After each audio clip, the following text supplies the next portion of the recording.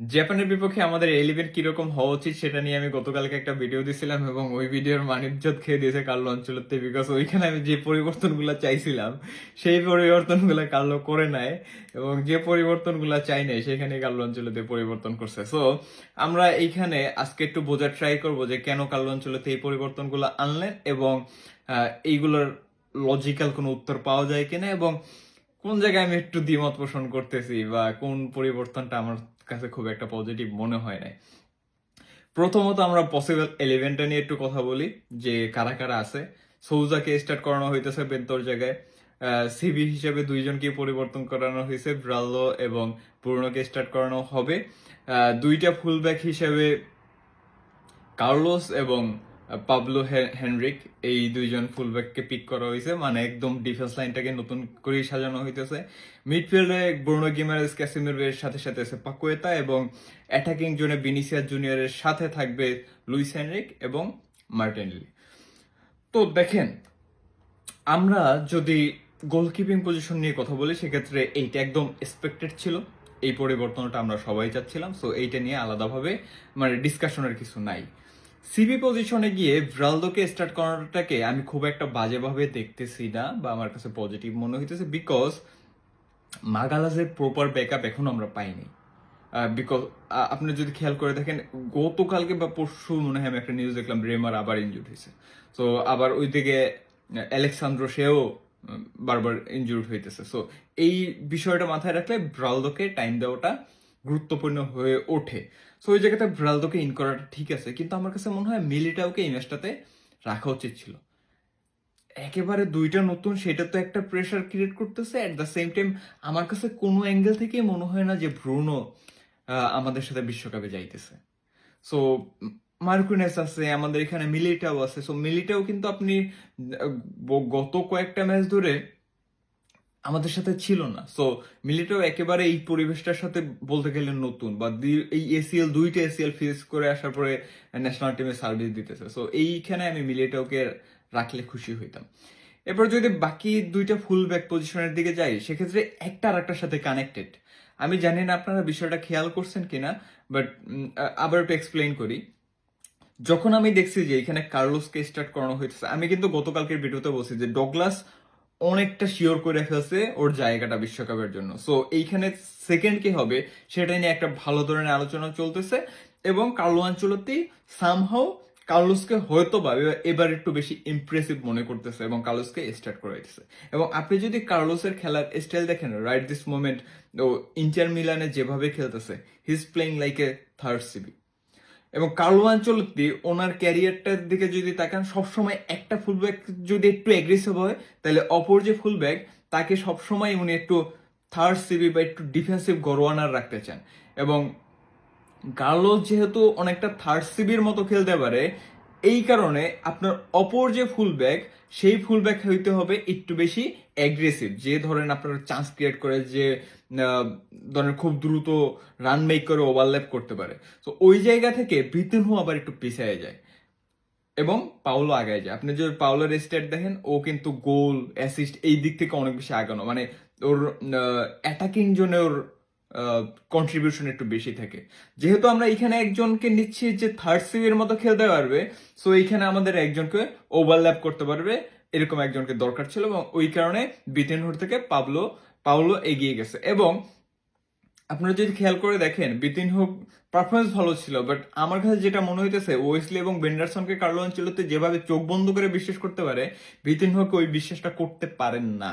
যার কারণে পাওলোকে মানে সুযোগ দেওয়া হইতেছে যে 3 নাম্বার পছন্দ হিসাবে আমরা এখনো কাউকে পিক করতে পারি না, যেমনটা আমরা সেকেন্ড চয়েস কে হইতে যাইতেছে লেফট ফুল ব্যাকে আমরা এখনো জানি না।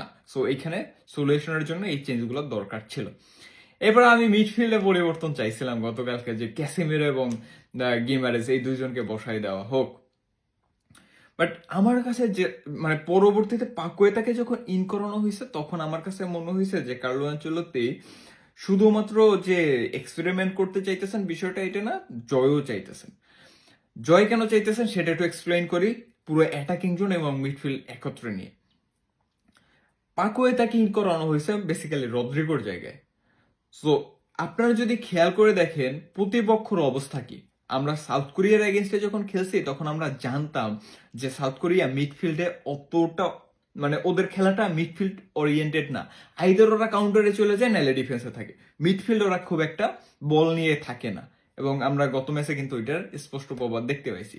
কিন্তু আপনারা যদি জাপানের খেলার স্টাইল একটু দেখেন সেক্ষেত্রে দেখবেন ওরা অলওয়েজ 4টা কখনো কখনো 5টা মিডফিল্ডার নিয়ে খেলে। তো আপনি যখন 4টা মিডফিল্ডার ওয়ালা একটা টিমের সাথে ফেস করতে যাইতেছেন তখন আপনার মিডফিল্ড এমনিতেই একটা বাড়াইতে হবে এবং মিডফিল্ডটা মোটামুটি মজবুত করতে হবে। তো এই যে বললাম যে কার্লো আনচেলত্তি জয়টা চাচ্ছেন, মানে মনোবলটা হারাইতে চাইতেছেন না, জয়ের ফ্লোটা ধরে রাখতে চাইতেছেন, ওই জায়গায় চিন্তা করি আমার কাছে মনে হয় ক্যাসেমিরো গিমারেজ দুইজনকে রাখছেন, সাথে সাথে রদ্রিগোর জায়গায় মোটামুটি একটা নাম্বার 10 ইউজ করতে চাইছিলেন পাকুয়েতা। এবং পাকুয়েতাকে রাখলে একটা যে আমাদের অ্যাডভান্টেজ হইতেছে সেটা হলো যে নাম্বার 10 কিন্তু আলটিমেটলি আমাদের এই দলটার ভিতরে একজন, এবং ওকে একটা টাইম দিলে আমরা ওই যে নেইমারের ব্যাকআপ বলুন বা আমাদের নাম্বার 10-এর যে একটা অভাব সেইটার একটা পূর্ণতা হওয়ার সুযোগ পাকুয়েতাকে দেওয়া যায়। তো ওই জায়গা থেকে রদ্রিগোকে বসায় পাকুয়েতাকে নেওয়া হয়েছে। এখন এছাড়া আমাদের উপায় নেই, আমাদের অন্য যে মিডফিল্ড আছে তাদেরকে আসলে নাম্বার 10-এ স্টার্ট করানোর সুযোগ নেই। এবং আমাদের যদি বাকি 3 জনের দিকে দেখে, লুইস এনরিক, ভিনিসিয়াস এবং মার্টিনেল্লি, এই 3 জনের জন্য তো বল কিছুটা হলে বানাইতে হবে। এখন আপনি যদি মিডফিল্ডের একদম ওই 4 জন মিডফিল্ড ভেঙে তারপরে আপনি বল বানাইতে চাইতেছেন, ওদের ব্যাকলাইন আবার থাকে 3 জনের, 3টা সিবি নিয়ে নামে। সো এইটা ব্রেক করার জন্য আপনার মিডফিল্ড থেকে বল সাপ্লাই লাগবে, তখন আপনি একজন এক্সট্রা অ্যাটাকার নামাইয়া আসলে ওই ল্যাপটা করতে পারবেন না যে ল্যাপটা আপনি কোরিয়ার সাথে করতে পারছেন, মানে অপোনেন্টকে আসলে রিড করা হইতেছে। এরপরে লুইস হেনরিককে নামানোটা অনেকটা আসলে এটাও একটা ট্যাকটিক্স, আমার কাছে মনে হয় ট্যাকটিক্স। কেন ট্যাকটিক্স আপনারা একটু বোঝার ট্রাই করেন।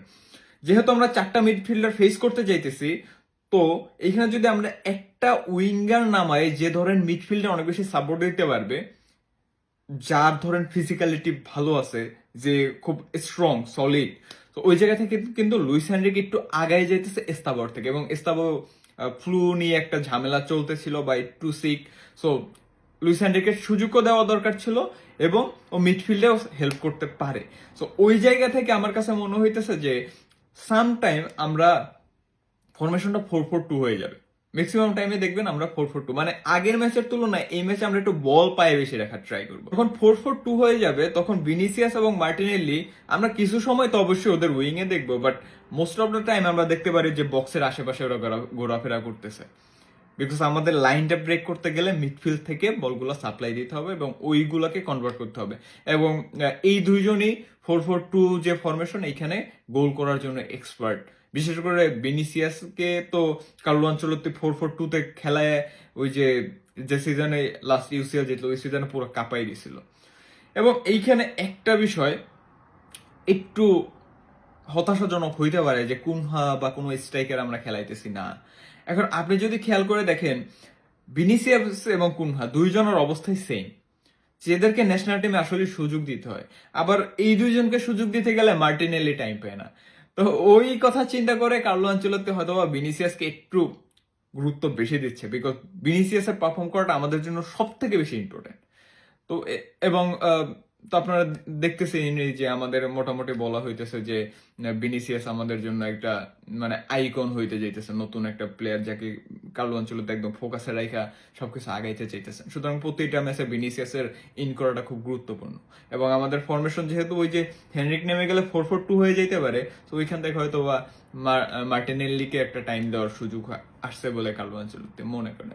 সো যতটুকু বুঝলাম আসলে এখানে ট্যাকটিক্স এর কারণেই বা জাপানের যে অবস্থা ওই কারণেই অনেকগুলো পরিবর্তন আনতে হয়েছে বা অনেকগুলো প্লেয়ারকে চেঞ্জ করা যায় নাই, বিকজ আমাদের অন্য যে প্লেয়ার আছে তাদেরকে হয়তো বা অতটা জোরালোভাবে ভরসা করা যায় না। তারপর আমার কাছে মনে হয় যে ওই 2-1টা পরিবর্তন ডেফিনেটলি করা যেত, যে আমরা মিলিটাওকে স্টার্ট করাইতে পারতাম, আমরা এখানে ক্যাসেমিরো গিমারেজ দুইজনের একজনকে আসলে বসাইলে হয়তো বা আমার জন্য মানে আমাদের পয়েন্ট অফ ভিউ থেকে একটু ভালো হইতো আর কি, মানে পরিচর্যাও হইতো, আবার দলটার ভিতরে ব্যালেন্সটা হয়তো বা থাকতো, এই আর কি।